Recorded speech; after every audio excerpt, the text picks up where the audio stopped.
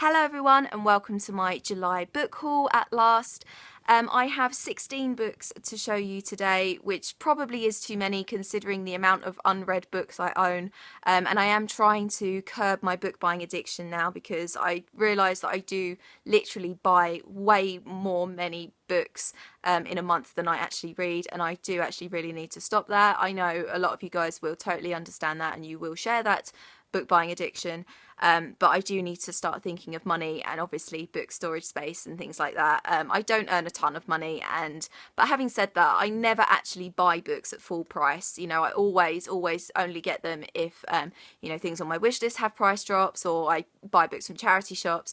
And a couple of the books in this book haul actually I didn't actually pay for. One I won in a Goodreads giveaway, and one was sent to me by the publisher, and a couple are obviously from subscription boxes and things like that. So it's not too bad, and it has actually been a long time since I bought any book at all at full price. So I consider that to be okay, but it's, as well as the money thing, it's okay getting books cheap, but you do actually need somewhere to store them. So that is probably my main problem. Anyway, I'm going to get right on into the book haul. The first one you will have already seen, and I am currently reading it, and that is This Savage Song by Victoria Schwab. I got this in my Owl crate for this month, but I'm actually reading my paperback version. So when I've read and reviewed it, I will be giving away this gorgeous US Canadian hardback. You see it's black there with the red guitar on it, and then underneath the dust jacket it's got this little symbol there, and it's got the red writing on the spine. So if you don't know what this book is about, it is pretty hyped at the moment. It's about the relationship between humans and monsters, and how the lines are often blurred between them. It's quite hard to distinguish between humans and monsters sometimes, which I feel is an actual very real concept that people struggle with in real life. So yeah, and there is music involved, obviously, hence the title and the guitar on the cover. So as I said, when I've read it, I will review it, and I will do a giveaway of it after I've reviewed it. So stay tuned for that if you are interested in winning this lovely, beautiful hardback. The next one you will also have already seen because I got it in this month's Nerdy Bookworm box, and that is The Witch's Kiss by Catherine and Elizabeth Corr. This is a YA witch book about a young witch who doesn't necessarily enjoy being a witch, and then she falls in love with a human boy, and it's all about dealing with her magic and the fact that she's a witch, as well as all of the normal troubles that come with being a teenager. I haven't read it, and I hadn't heard anything about it before it arrived in my Nerdy Bookworm box. So I can't really say a lot else, but with books like this where I don't know anything about them at all, pretty much beyond the blurb, I do like going in completely blind so that I'm not kind of influenced by early reviews and things like that. So yeah. The next one is a book that I won in a Goodreads giveaway, and I very rarely win those, so I was quite excited, and that is To the Bright Edge of the World by Owen Ivy. This is the same author who wrote The Snow Child, which I read a couple of years ago and absolutely adored. I absolutely love. One thing that I do remember about The Snow Child is the language, and the writing style is just absolutely gorgeous, and that is the reason I entered the giveaway for Owen Ivy's new release.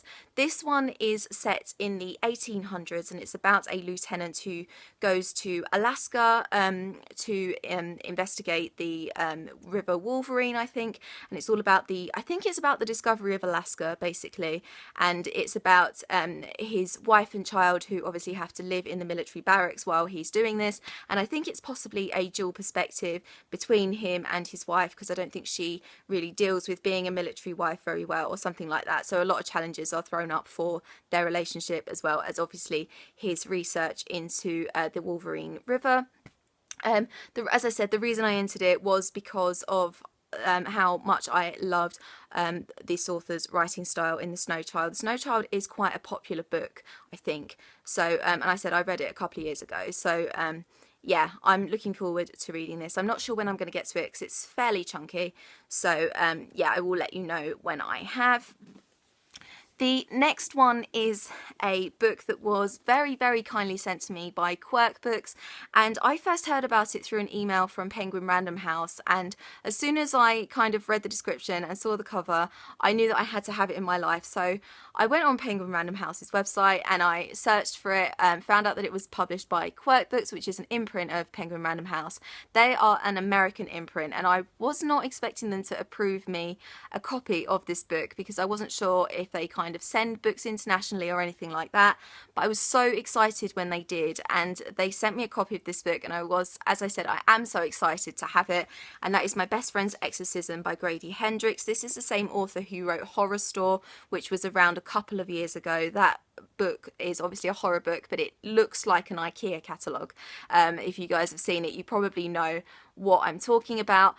This one is set up like a high school yearbook. So inside it's got the press release there. Inside it's got like all the notes as you would get in a yearbook. And obviously it's got yearbook photos on the front, and kind of you can see them through the blurb on the back. It's set in an 80s high school, so you guys know I love horror, I love 80s, I love teen fiction. I had to have this book, you understand. And I was so excited to be sent it. Obviously, once I've read it, I will review it. I think it's already out in the US. I think it came out in May, but I haven't seen it here in the UK, like in any bookstores or anything like that. So I'm not sure if it is out here yet, but maybe it is. I don't know. I will read you the back of this because, as I said, reading what it was about exactly was what got me excited for it. So 1988, Charleston, South Carolina. High school sophomores Abby and Gretchen have been best friends since 4th grade, but after an evening of skinny dipping goes disastrously wrong, Gretchen begins to act different. She's moody, she's irritable, and bizarre incidents keep happening whenever she's nearby.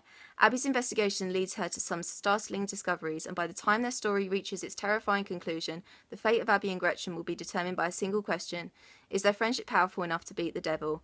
Like an unholy hybrid of Beaches and The Exorcist, My Best Friend's Exorcism blends teen angst, adolescent drama, unspeakable horrors, and a mix of 80s pop songs into a pulse-pounding supernatural thriller.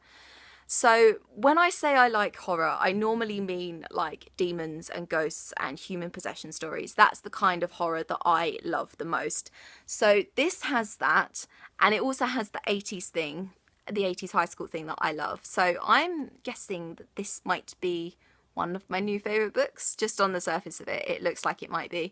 So as I said, I'm going to read it, and I'll let you guys know. I hope you're as excited for it from that as I was when I first heard about it. So yeah.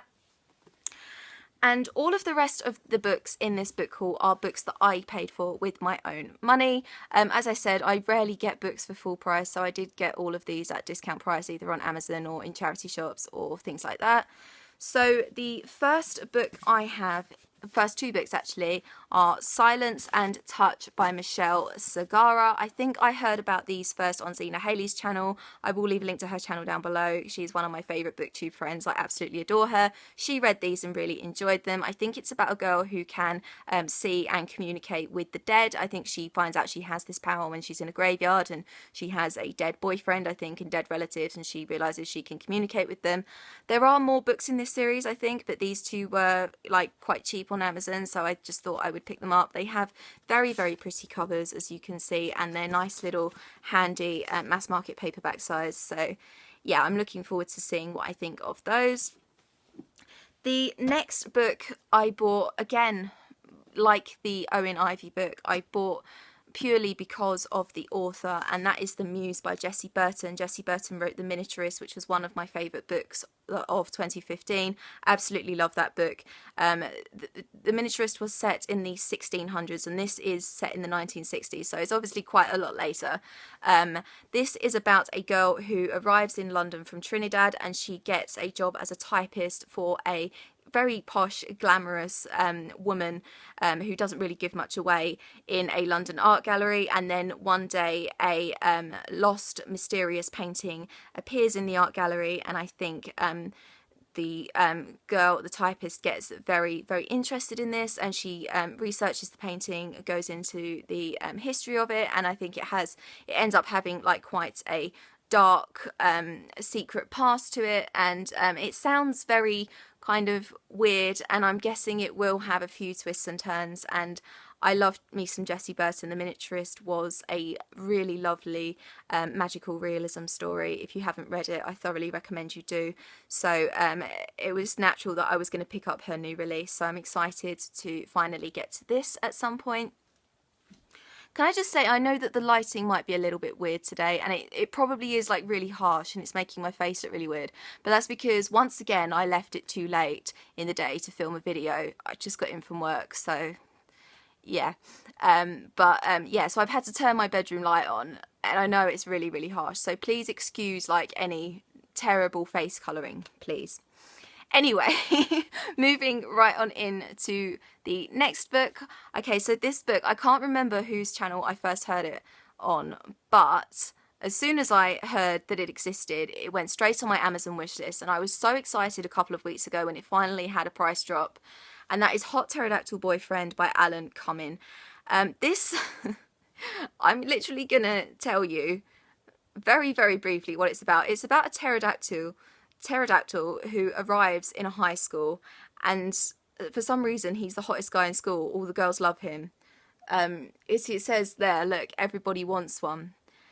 And I hope it's as weird and wonderful as that makes it sound. I can't imagine what this story is going to be like. I don't know if it's going to be terrible. I don't know if it's going to be like the new amazing craze that's going to come out of YA literature. Suddenly pterodactyls are going to be as popular as vampires. I don't know, but I had to have it because it's so weird and I want to know how this happens. Why is he a pterodactyl? Nobody knows. I want to find out. So yeah, that is that. The next one is a book that you guys will know I was highly anticipating. You guys probably, if you saw my Booktubeathon TBR video, you will know that I have this book.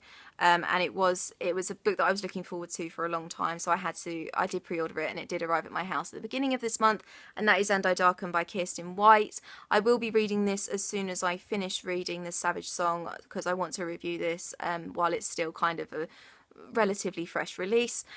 This was described when I first heard about it as a YA feminist Game of Thrones, and that's why I was immediately drawn to it, but I have since heard that it does have Vlad the Impaler influences as well, which is sounds really interesting too, so I'm actually even more intrigued to read it now. This is the first installment in a new trilogy. I haven't read many early reviews of it because I don't want to be influenced by other people, as I've already said. I don't really like reading reviews really until after I've read a book to see if, like, you know, which reviewers I agree with and which ones I don't, because if I read a review before, I kind of feel a little bit like I have too many expectations, if you know what I mean. So I'm going to read you the back for this because it is very, very vague, and hopefully it will kind of build your excitement for this book too. A princess unlike any you've known before, ruthlessness is the key to her survival. Her brother Radu is everything she is not, beautiful, introspective and delicate. At first Lada takes Mehmed for an enemy. He is after all son of the Sultan holding her captive. Their three lives balance on a knife edge, and the ties that bind them together will be stretched to breaking point. So again, that makes it sound like a very general YA fantasy with possible Middle Eastern influences, which again just throws another element into it, and I'm going to be reading this very soon, so I will let you guys know what I think of it then. The next one is a chick lit summer book that I first heard about on Laura at Blabbering About Books' channel. I absolutely adore her too. She was a booktuber I found a long, long time ago, and I've loved her ever since. As I said, I will leave a link to her channel. And that is The Second Love of My Life by Victoria Walters. This is about a young girl who is widowed at 24, and it's set in Cornwall, which I have so many childhood memories of Cornwall. We used to go there every summer when I was a kid, so I have loads and loads of beach memories from Cornwall.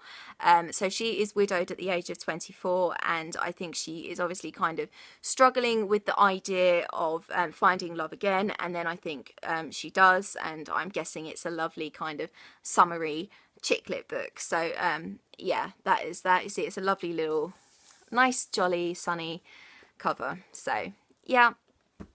The next one is a book that I have already read. I read it for the Booktubeathon, so you guys will know what it is, and that is Finding Audrey by Sophie Kinsella. If you want to know my exact thoughts on this, you can watch my Booktubeathon wrap-up. But this is about a girl called Audrey who has severe anxiety and agoraphobia, and her therapist suggests that she makes a home movie and interviews members of her family and friends of the family, and basically just to reintroduce herself back into society. And it does have a lovely kind of uplifting ending. You can see that Audrey has made steps towards recovery, which was really lovely to see. It was a really, really quick book. This was my first Sophie Kinsella book as well. She's a really, really popular adult chick lit author, so I'm excited to read more of her work now. So yeah. And all of the other books I got either secondhand or in charity shops, so I really paid very, very little for all of the rest of the books in this book haul.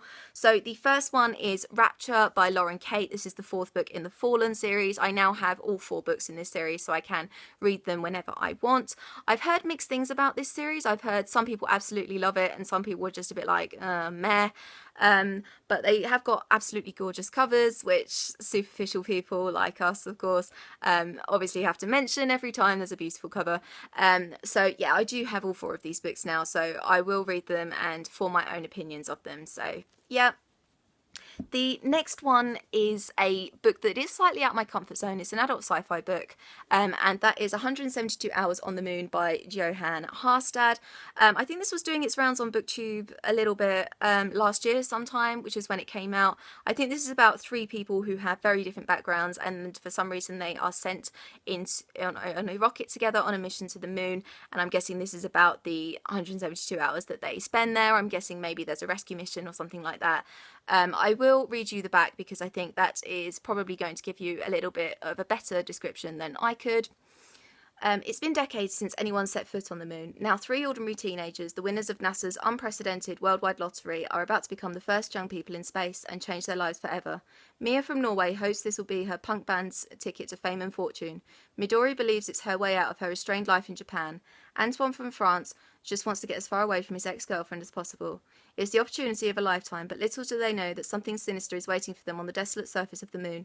In this chilling adventure set in the most brutal landscape known to man, highly acclaimed Norwegian novelist Jana Harstad creates a vivid and frightening world of possibilities we can only hope never come true. So that sounds pretty cool and a little bit creepy, so that sounds right up my street. So yeah. The next one is a book that was really, really popular either late last year or early this year, and that is The Dark Days Club by Allison Goodman, I think. Yeah, Allison Goodman. I think this is a cross between Pride and Prejudice and Cassandra Clare's series, which I haven't read Cassandra Clare's series, but I know it's about demons and demon hunters, so I know I will love them once I get round to them, but they're huge series and I just haven't got round to them, but I will do.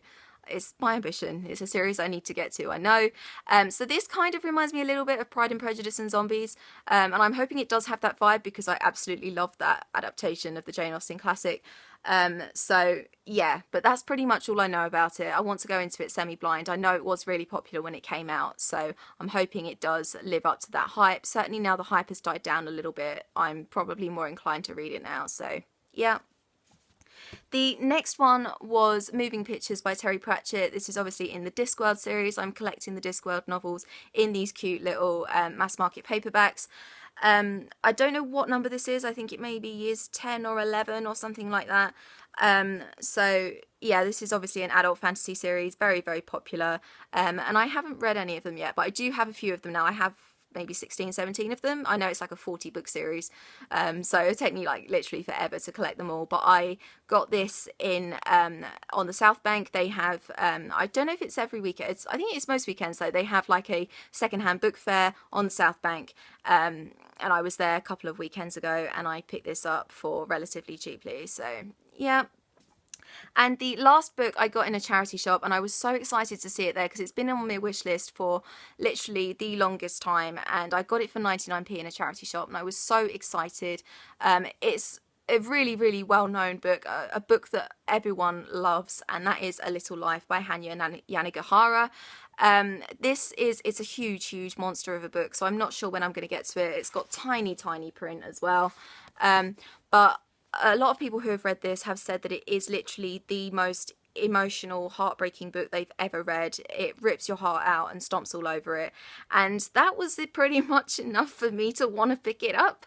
I think it's about four people who are at college or uni together, and they, after they leave college, they obviously go their separate lives, and I think obviously those lives pan out very differently. Some of them have very successful, happy lives, some of them fall onto dark times and tragedy and things like that, and I think it follows four different perspectives. So yeah, I'm excited to get to it. As I said, I don't know when I will, but it's a book that has, you know, it's since it came out, which was last year sometime, I think, I've not really heard anyone say that it was rubbish, basically. So I'm excited to see what I think of it. It does sound, you know, quite like the kind of, you know, a realist kind of epics that I do quite enjoy. Like, I do quite like Donna Tartt's work, for example, and she writes like huge books, huge realist fiction. So yeah, I am hoping that it is kind of semi-similar to that. So yeah, and that is it for my July book haul. What books did you get this month? Let me know. Have you read any of the books I mentioned in this book haul? Let me know what you thought of them. Which ones do you think I should read sooner rather than later? As I said, I will be going to YALC this weekend, so if you guys do see me there, feel free to say hello. If I recognise any of you, then I will try to say hello. And I hope you're having an awesome day. Obviously, all my social media will be down below as normal, and I'll see you very soon for another video. Bye bye.